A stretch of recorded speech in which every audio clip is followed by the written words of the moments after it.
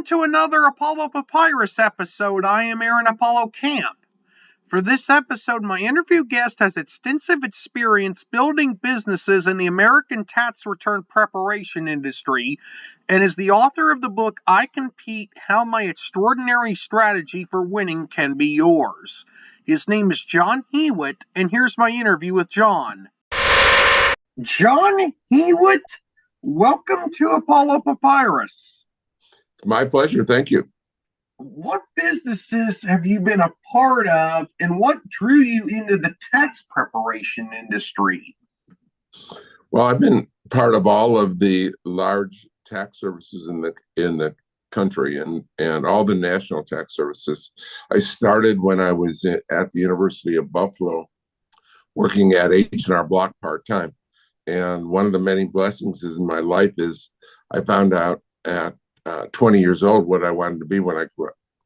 So I've been involved with H&R Block for 12 years. I ended running 250 offices, and I left to build tax software with my dad.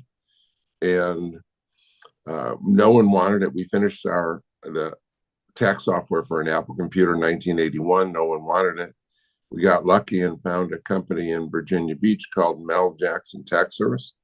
Again, the biggest luck there was that the weather's a lot nicer in Virginia Beach than it is in Buffalo. So in 82, I moved my family down to Virginia Beach. We merged our computer company with Mel Jackson. We changed the name to Jackson Hewitt. And today, Jackson Hewitt's $1 billion company with over 6,000 locations. And I sold my stock in Jackson Hewitt in 1997 and started Liberty Tax. And Liberty Tax grew to 4,000 offices in the United States and Canada. So I've founded two of the top 100 retail tax chains in the country, H&R Block Jackson Hewitt and Liberty Tax. I also worked 12 years at H&R Block.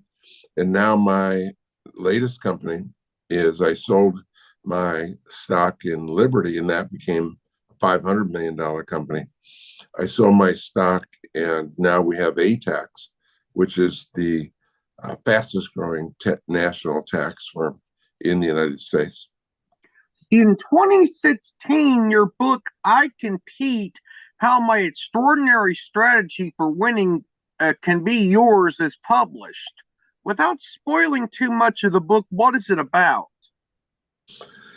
They say that people who are the most successful have made the most mistakes.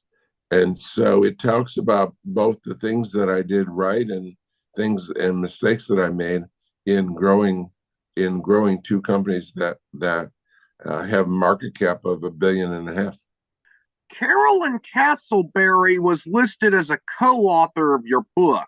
Who is Carolyn Castleberry, and what was it like to work with her on writing your book?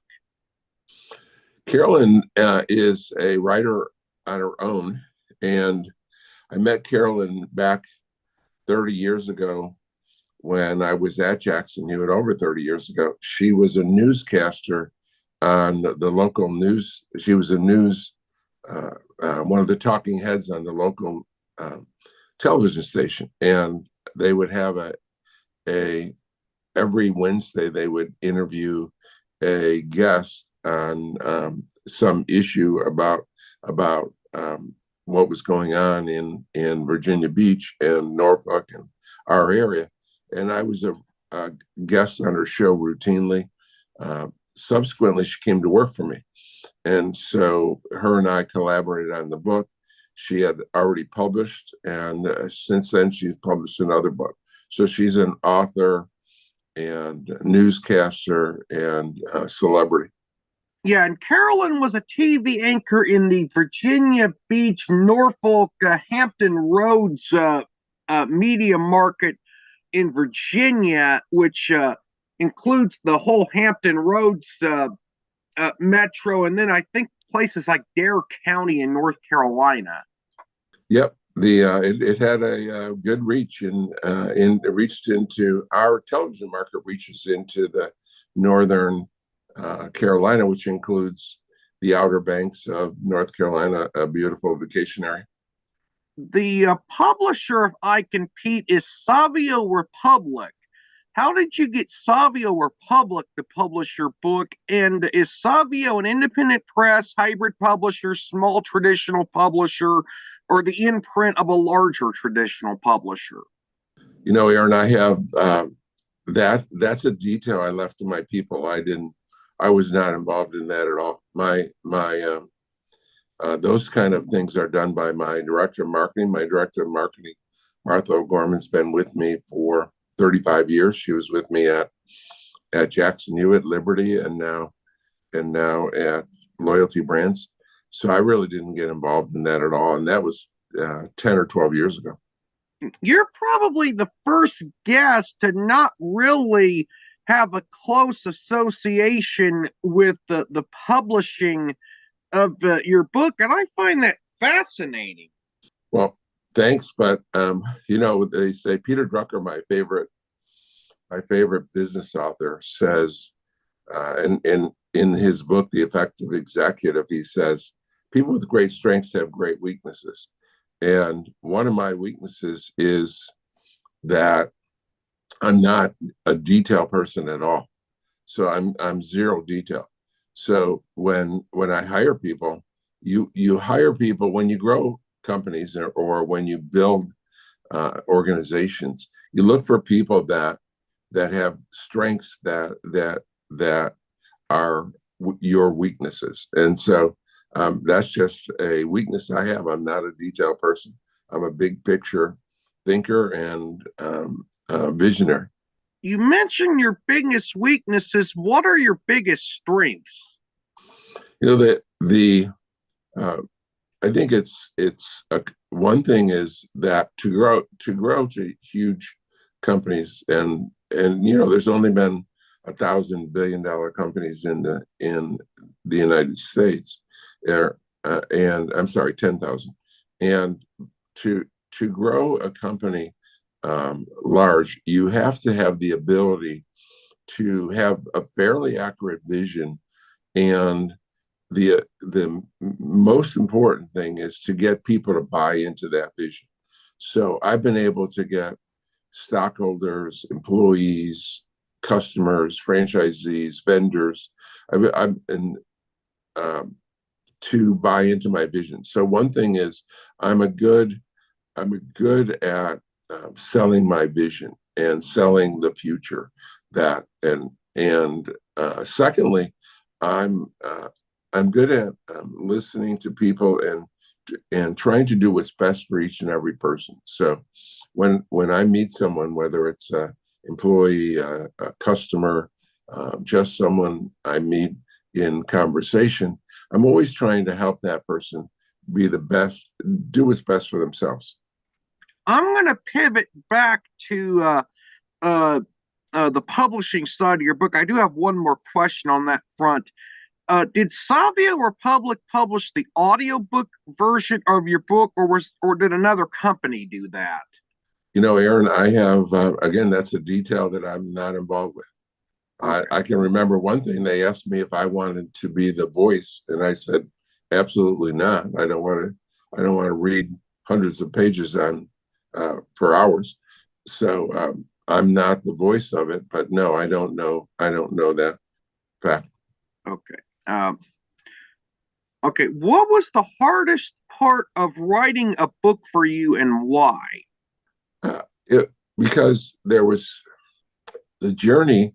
My journey's been 54 years, and even when I released the book, it had been 44 years of business career, and so there's just so much to tell. And I wanted all of what I talked about to include a lesson. So each chapter includes a pretty unique, I think, lessons that the reader may not have thought about or experienced themselves. So it's an effort to give back to improve lives. Our mission statement at Loyalty Brands is having fun, improving lives. And so I wanted to improve lives. So it was picking out lessons I learned over the past, and then using my story and my journey to exemplify them. My next question, this is really my only real political question, although I might have a follow-up to this one. Can current politics influence future businesses, and if so, how? Well, certainly they have major impact on businesses. The government regulation is the boon or the bane of business. It can be extremely helpful, or it can be extremely hurtful, and it can cause huge industry disruption, or it could cause huge tailwinds that drive business. So it's mostly involved with the regulations that are passed by our legislators. I do have a follow-up question for this because for the current tax filing period that ends April 15th of this year in the United States at the federal level, the IRS is experimenting with running its own free income tax return filing system. And how will the IRS's experimental free filing system impact the tax preparation industry that has been built around the lack of an IRS provided option for many years? It's well, how many people do you think believe that the IRS is going to do a great job in getting you the lowest tax possible? And so I'm not a big concerned at all about any impact. And there's been free filing of tax returns for there's something called the Free File Alliance that even large companies like H&R Block and TurboTax and Liberty Tax, we offered free tax returns for over 25 years. So you can go online and get many a high percentage of population can go online even before this IRS software and get a free tax return. So to my they haven't seen the official latest numbers, but rumor is that it's very ineffectual, and not a large number of people are adapting it. Yeah, because you mentioned a valid point. Not a lot of people are using the IRS's own option because they've been so used to using various filing options from private companies, like companies you founded and or worked for many years. And if the IRS's own in-house system is to succeed, it's already got quite a bit of a headwind because people don't really like to switch to something switch away from something they're very familiar with and have a favorable experience using, unless there's a good reason for it. Absolutely. That's to be expected. There are still options today. They're at these large services where you can get, again, a big percentage of the population can get a free return without even using the IRS software. And there's always been free returns, in-person free returns. Back when I started, back in the 50s and 60s, the IRS, instead of going to tax preparers, the IRS offices did tax returns for free. So people didn't usually go to tax preparers, and then they found that they could save money and or save time by going to a local taxpayer instead of going to an IRS office. And that's how the whole industry started. Can anyone be an entrepreneur, or does one have to have a certain skill set to become one? Well, Aaron, I've helped 5,200 people become franchisees, and probably about half of them had never been self-employed before. And what I learned is while 2/3 of our country believe that they want to be self-employed, only about 1/3 of it can have the wherewithal to be able to do that. Some people can't do it that want to do it, and they're either risk averse or they're not self-starters. And when you're self-employed, there's no one telling you to be at work at 8 o'clock in the morning. I mean, you got to have the gumption to get up and go to do it yourself. And so there's many aspects of self-employment that are more difficult than people think. So no, not everyone that thinks they can. My final question for this interview: what are some barriers you've had in life, and how have you overcome them? Well, the barriers that I've had are somewhat external and internal. I think when people ask me, what do you worry about? What keeps you up at night? It's not the competition that bothers me. It's that we execute properly. So it's getting a team of people and executing the program. We've been incredibly successful and had incredible growth in my career at all the companies. Even when I was at H&R Block, they grew from 3,000 to 9,000 locations, and then Jackson Hewitt went from 6 to 6,000, and Liberty went from 0 to 4,000. So we've had incredible growth, and the most difficult part of the growth is getting the right people and having the right culture of the organization. And now, so what I did is we invented this at Jackson Hewitt, and we have our principles, and we write our principles on a pad or have them on pads of paper for all the employees. And everyone gets to criticize or compliment people that follow the principles or violate the principles. And so I'm proud to say that going around the office, you would see people we call them mission moments. And when they received it from another employee, usually they were positive. There were more positives than negatives, but even some people would post both positives and negatives in their office on the wall, and some people just posted the positives. But that's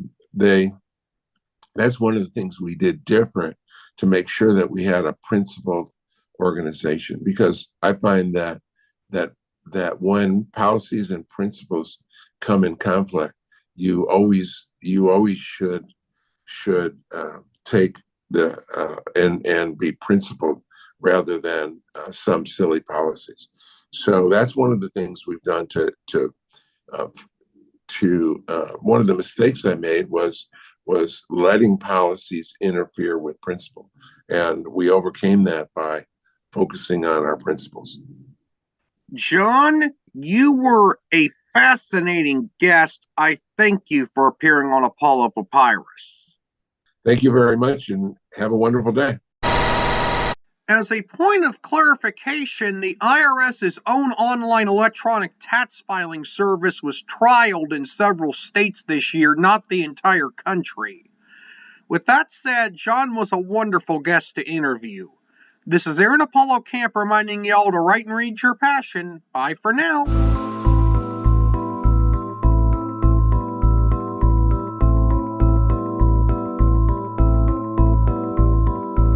Remember Remember to subscribe to the Apollo Papyrus YouTube channel at www.youtube.com/@ApolloPapyrus and the Apollo Papyrus Substack newsletter at apollopapyrus.substack.com. Y'all can visit the Apollo Papyrus website at campaaronapollo.wixsite.com/Apollo Papyrus and follow Apollo Papyrus on Threads, Instagram, Facebook, and Tumblr at Apollo Papyrus. Copyright 2024, Aaron Apollo Camp, all rights reserved. This podcast episode is intended for the private listening of our audience. Any reuse or retransmission of this episode without the express written consent of the podcast host is prohibited, except under fair use guidelines. Royalty-free music and sound effects obtained from https://www.zapsplat.com.